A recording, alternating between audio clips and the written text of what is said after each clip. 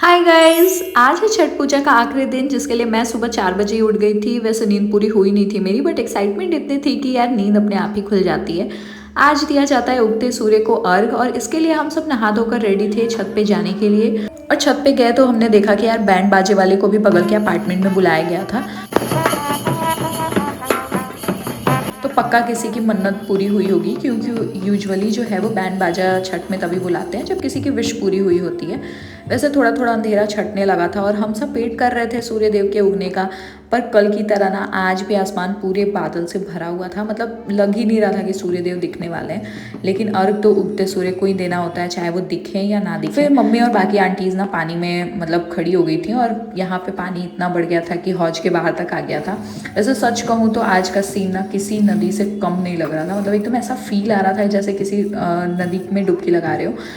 फिर मैंने भी अर्पण और सिंदूर लगाया मम्मी और आंटी को, और फिर सबने जो है ना सनराइज़ का टाइम देखकर ही अर्घ देना शुरू कर दिया था, क्योंकि सूर्य देव तो दिखे ही नहीं। एंड मम्मी ने 2 सूप से अर्घ दिया था, और ये वाला फल ना अलग होता है, क्योंकि जो शाम में अर्घ जो दिया जाता है फल से, वो फल जूठा माना जाता है। इसलिए मम्मी ने न्यू फल रखा था, लास्ट नाइट ही सूप सजा लिया था। एंड फिर सबने मिलकर ना मम्मी को अर्घ दिलवाया। एंड ऑनेस्टली ये मोमेंट बहुत होलसम था।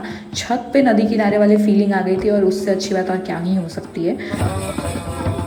फिर मम्मी ने यहाँ पे एक पूरे केले के घवत से भी अर्घ दिया था। एंड गाइज, मेरे लिए आज का दिन बहुत ज़्यादा स्पेशल था और मैं बहुत ज़्यादा खुश थी, क्योंकि आज मेरा बर्थडे है। यस, मेरा बर्थडे इतने पावन दिन पे आया है, तो सच में बहुत ही ज़्यादा ब्लेस्ड फील कर रही थी। और फिर माँ ने ना गंगा मैया की पूजा की थी,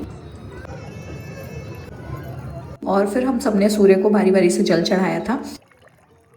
और ये कामना छठ पूजा में सारे लोग करना चाहते हैं, स्पेशली लड़कियां, जो है परवैतिन का साड़ी धुलने का काम, और उससे वो मुंह पोंछते हैं, जिसे करने से बहुत पुण्य मिलता है। तो सारे लोग ही ये इसको करना चाहते हैं। एंड इसके बाद हमने किया था हवन, और फिर घाट पे सबको प्रसाद बांटा गया था। मम्मी खुद ही बांट रही थी यहाँ पे। एंड फिर सारे तो लोग धीरे धीरे अपने घर चले गए थे, पर मैं और मेरा भाई नहीं जा पाए थे, क्योंकि हमने जो घाट खुद के हाथों से सजाया था उसमें लाइट्स और डेकोरेशंस का सामान जो था हमें ही निकालना था, क्योंकि अगर वो ख़राब हो जाता तो यार ब्लेम हम ही पे आता। तो हमने सोचा कि यार पहले वो काम फिनिश कर लेते हैं, और इसी के साथ खत्म हुआ हम बिहारियों का फेवरेट फेस्टिवल। तो या मिलते हैं किसी और ब्लॉग में, तब तक के लिए stay tuned, bye and thanks for watching.